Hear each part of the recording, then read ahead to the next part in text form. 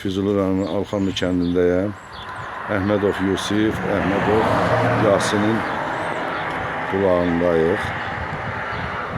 Bu atamız da, şəhid atamız 2 şəhid verib. İndi atanın bir müraciəti var.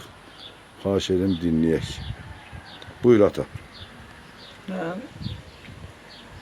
Müdafiə Nazirimizdən, Cənab Prezident İlham Əliyevdən xahiş edirəm ki, mənim evladım 44 günlükdə yaxşı döyüşdüyünə görə, yaxşı vuruşduğuna görə, düşmanla necə lazımsa başa gəldiyi üçün Prezidentimiz tərəfindən bayraq təqdim olunur.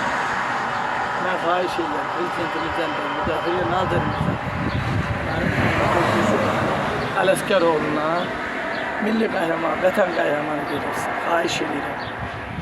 İnşallah, inşallah Allah xeyri bunların könlünə. Araşdıra da bilərlər. Maaş Barxıdarın dövründə də olur. Ki, bu necə döyüşüb, nə tər vuruşu.